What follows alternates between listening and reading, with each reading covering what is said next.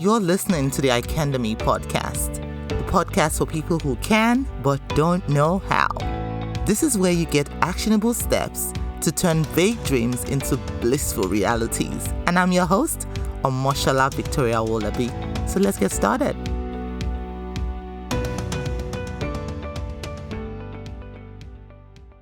Do you ever think to yourself, I want to be able to impact lives, leave an imprint in this world, but you feel isolated, stuck, unclear on how to show up or get started?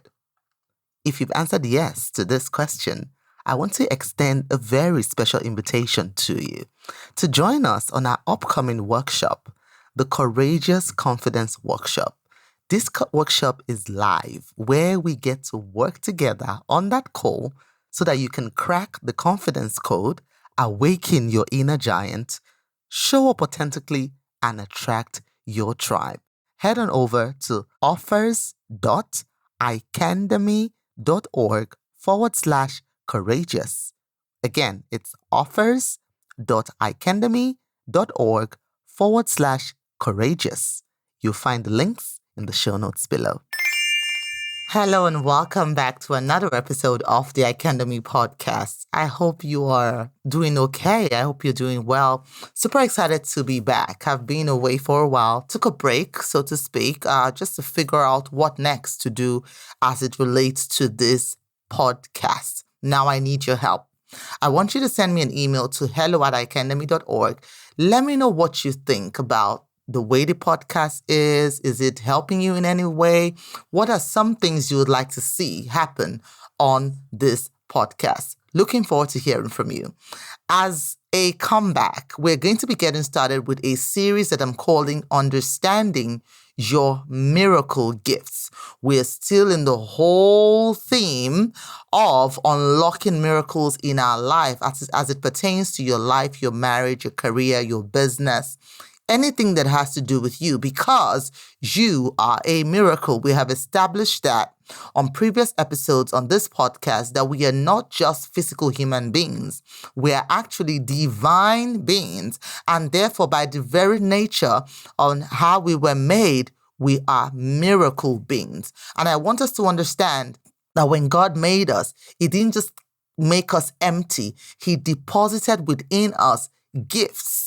Miracle gifts, like I like to call them. And I want you to help you understand that these gifts are not only useful inside of a church. Yes, a lot of us think these gifts are only useful within the four walls of a church, and therefore you don't understand how these gifts actually translate into our everyday life, in the marketplace, in our homes, with our friends, in our relationships. And I want you to understand how these gifts apply in every facet of life. So on today's episode, we're going to be getting started with the first one, helping you understand your miracle gift of the word of wisdom. The Bible tells us in 1 Corinthians 12:8-10 that there are 9 gifts of the Spirit. God is a spirit, and those gifts He has deposited inside each and every single one of us.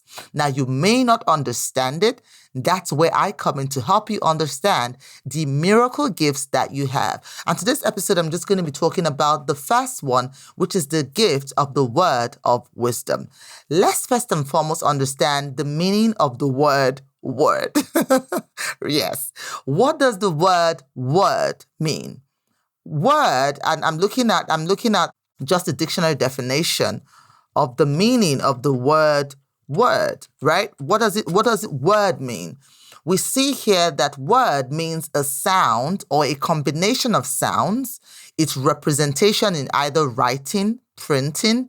It symbolizes and communicates a meaning.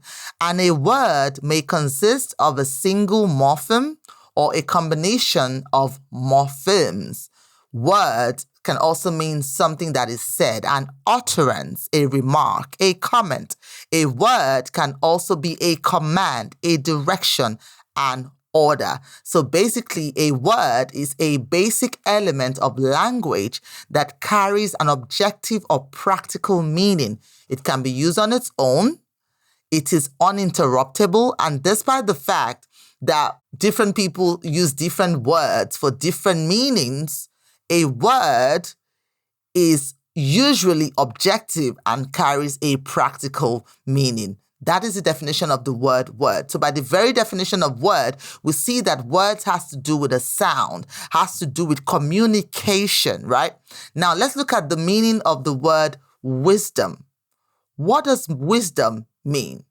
Now, wisdom, according to the basic dictionary definition, wisdom is the ability to use your knowledge and experience to make good decisions and judgment, right? Wisdom is the act of productively using knowledge, experience, understanding, common sense, insight, right? It is usually associated with attributes such as unbiased judgment, compassion, experiential self-knowledge, self-transcendence, non-attachment, benevolence, ethics, right? So wisdom has to do with that. And this, I'm just reading from you. I'm reading off the basic dictionary definition of wisdom.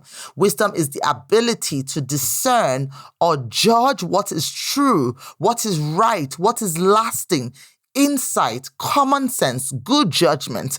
I know growing up, there's always a saying that we used to say back then that common sense is not common. Yeah, because common sense is wisdom, and that is a rarity. It's not something that you can find easily, right? So wisdom is the ability to use knowledge, to apply knowledge in a way that is useful, right? That is useful. So that is wisdom. So the first gift that God gave or has put in his people is the word of wisdom. And I know a lot of people mistake the two. Wisdom for our knowledge, they think it to be the same thing, but it's not the same, right? So the word of wisdom is the fact, it's a gift. The fact that it contains the word, it indicates that wisdom indicates that it is a speaking gift.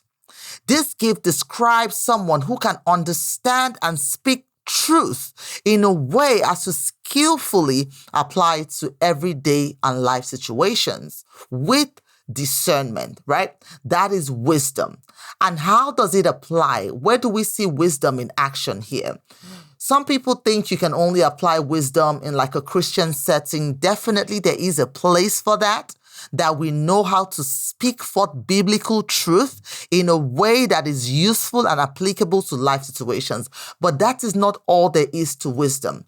A lot of occupations require wisdom. For example, if you're a healthcare professional, such as a doctor, a nurse, a therapist, there's often a need to exercise wisdom in order to make sound medical decisions and provide compassionate care to patients. You see that wisdom is not only for authors or teachers only. No. We also see wisdom applicable in religious settings, such as if you're a pastor, a prophet, a preacher. Whatever religious position you hold requires wisdom so that you can guide your followers and congregants to provide that necessary guidance and care that people need. If you see yourself as a counselor, wisdom is applicable. You're probably in that profession because you are a benefactor of the gift of wisdom. As a counselor, as a therapist, there's often a need to use wisdom to help your clients navigate life's challenges so that they can make positive changes in their lives, right? As an educator, as a teacher in the classroom, an educator like what I'm doing right now, I'm educating, right? You need wisdom. Right? If you're a professor, a teacher, somebody who teaches, you need wisdom to help your students learn and grow, to help people navigate challenging situations, both inside and outside the classroom. I consider myself a teacher, but I'm not a classroom teacher, but I still need wisdom because I'm an educator. I need wisdom to be able to help people navigate challenging situations, to bring understanding to complex issues, right? If you are a leader, be it a politician, a community leader, an activist, an organizer, you need wisdom to bring about positive change in your community, to address complex and social issues. Wisdom is so paramount in today's life because life is getting more complex. We need the wisdom of God, not the wisdom of the world, which is called Sophia. No, we need godly wisdom, godly counsel to help us navigate life, navigate the issues of life. So wisdom is highly, highly, highly, highly necessary in the way that we navigate life. It is the ability for us to use knowledge for the correct purpose. And all of us are to ask God for the gift of wisdom. We see that gift of wisdom in a biblical example with King Solomon. Two women came to him saying, two women comes to King Solomon with a baby, right? And one of them says, this child is mine. The other also says, this child is mine. So both women are laying claim to one child. And King Solomon does not know whose baby it really is. So that is where his wisdom comes into play. The Bible tells us before then that one of the women rolled on top of her baby as she was sleeping and smothered the baby to death, right? And then woke up in the night seeing that her baby was dead, switched the baby, took the other woman's baby, put it by her side, and took her dead baby and put it by the woman. And when the other woman woke up in the morning, looked at the baby and she said, this baby is not my baby. And the other woman starts to lay claim to the living baby, to the baby who's alive, saying, no, this is my baby. And they decide to go to the king for some help. This is why I say, as a leader, you need the wisdom of God. Okay, family, let's face it. We've all felt pain. We've suffered the losses. You know what it's like to want something so bad, but not see a path to its accomplishment.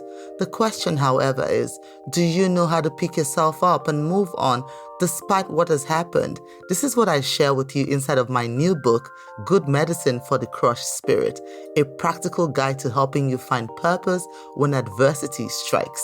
Inside this book, you will find personal stories, relatable biblical tales, and anecdotes that prove you are never alone in your despair. I will inspire you to turn pain, discomfort, disappointment, or setbacks into something positive that works for you.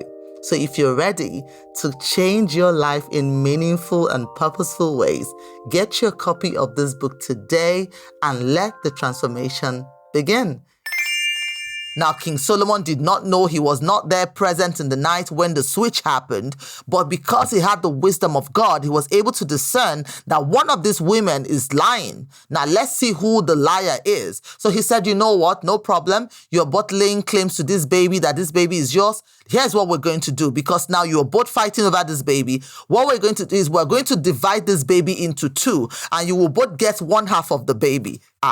And the truth comes out, because the woman whose child it's not, the one with the dead baby, says, yes, I agree, knowing fully well that when this baby is divided into two, the baby is going to die, because her baby was already dead. She didn't mind having the other woman's child die as well, right? So that is how wisdom is applied. King Solomon knew that the real mother of this child will come forth when he said that. And the real mother said, you know what? I'll rather let this baby live than lay claim to it. She can have the baby, but I want this baby to live. I don't want the baby to die. I'll rather be without a child than have this child killed, because she knew that that child was hers. And that was how King Solomon was able to discern who the real mother of this child was. That's a biblical example.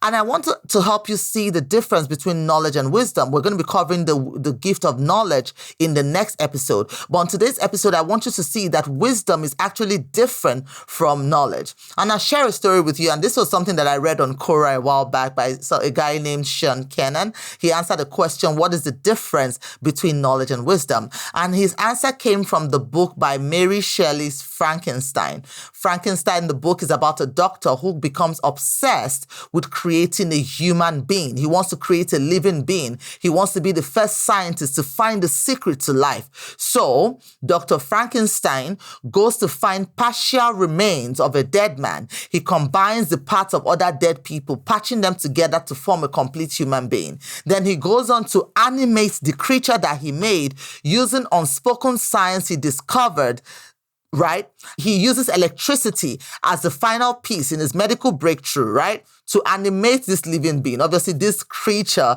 is a scary looking creature, and all of a sudden this creature comes to life. As the creature comes to life, Dr. Frankenstein is terrified of his creation. He starts to shout at it, he starts to maltreat it. He doesn't give this creature the basic need, the basic human need, right? He's created this creature that is supposed to be a human being, but he does not provide the basic need for this creature, right? He does not give the creature a name. There is no shelter. There is no healthcare. There is no citizenship. There's no relationship, because he runs away from this creature, which means he wronged his creation in essence, right? Because he becomes terrified of this creation that he makes, and he flees from his apartment only to come back to find that the creature has run away. The creature is now scared and angry and decides to go on a revenge on its creator.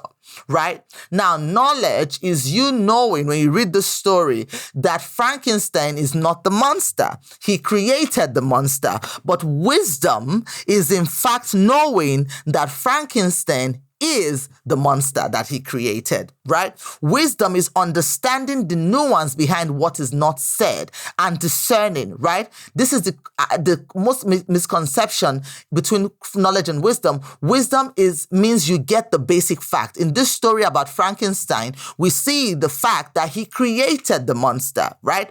Wisdom then is when you understand that Dr. Frankenstein is the monster because he did not have any business playing God. He did not have any business creating life the way he did. He did not have any business impulsively pillaging the remains of dead body and sewing them together with no consideration and forcing a tortured being into life to satisfy his own ego. He creates this monster and rejects the monster. By playing God and feeding his ego, he also becomes disgusted by this. So knowledge means you know the information. Wisdom means that you understand it in a way that not everybody does. That is the gift of wisdom. If you see yourself and you know, okay, most times I understand the story behind the story. That is wisdom. You have a gift for wisdom. If most times you can read in between the lines, that is the gift of wisdom. You have wisdom. If most times you see people, they're telling you stories, you might be a police officer, somebody has come and is narrating stories to you, you might be a lawyer, but you can read between the lines and you can ask the right question to draw out more, then you are operating in the gift of wisdom. And God is rich unto all, because what I've realized in this life that we live today, we all need the wisdom of God. We all need to have wisdom and have the ability to apply wisdom in a way that helps us. And if you're lacking wisdom, ask God, who is rich to all and does not deny any, for wisdom, so that you can start to operate and live your life in a way that you're able to apply things. You're able to apply wisdom. Maybe you work in an office and you have just been given a tough assignment. You are not sure how to get the job done properly. You will need God's wisdom on how to get this assignment successfully completed. This is why every one of us needs wisdom. Maybe your finances has taken a hit. We all need God's guidance and wisdom on how to get out of debt and come back on track, right? Maybe you're a business owner, right? Your business has come to a grinding halt. We need wisdom to provide us with a solution to that problem, right? God, what is the next profitable step to take? We need that wisdom to give us clarity on what to do next. Maybe you are the one in your friend group or your family where people come to with their issues and their problems. You need God's wisdom to reveal to them the true state of that situation that they're in and give them a creative solution, the confidence for them to move forward, right? So we all need wisdom in our life. We all need to be able to apply wisdom in our life. Wisdom is the principal thing. In everything we do, we need the wisdom of God.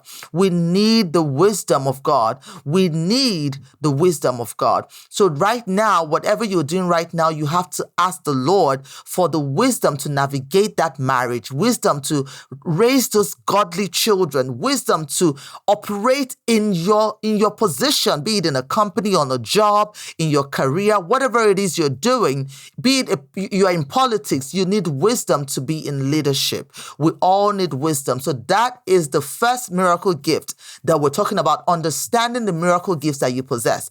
And wisdom is not just because a lot of us now discard our gifts and we try to do what other people are doing because it looks fashionable, it sells, it makes money. If you sit in your gift, if the Lord has given you wisdom, you might be an author, a leader, a counselor, a doctor, a nurse, a lawyer, whatever occupation you find yourself in, your gift is valuable. You need to start to appreciate the gift of the word of wisdom and start to speak that wisdom into existence in a way that is loving, in a way that is full of empathy and compassion, in a way that does not repel the very people that you have been sent to. So right now, I want you to begin to ask the Lord for wisdom in that business, wisdom in that career, wisdom in that marriage, wisdom, godly wisdom in every facet of life that we are in. Thank you so much for listening to this episode.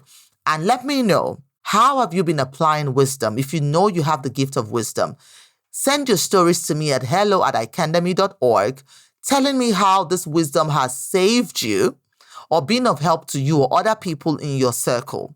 I read every single one of your emails that come through and I respond.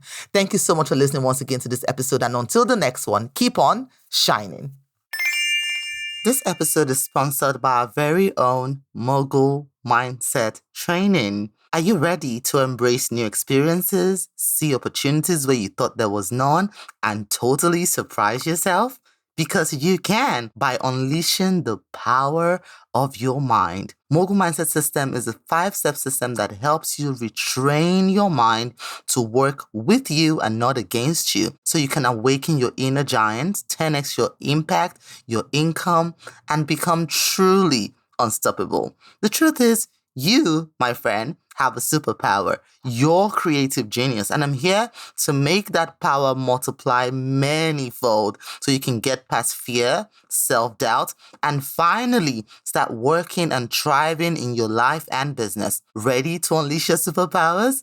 I thought you would. Head over to mogul.icandemy.org. That's mogul.icandemy.org to learn more.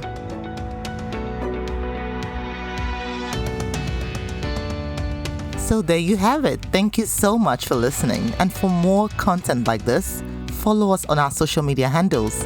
On Facebook, it's at Icandemy, the Facebook page. On Instagram, it's at Icandemy.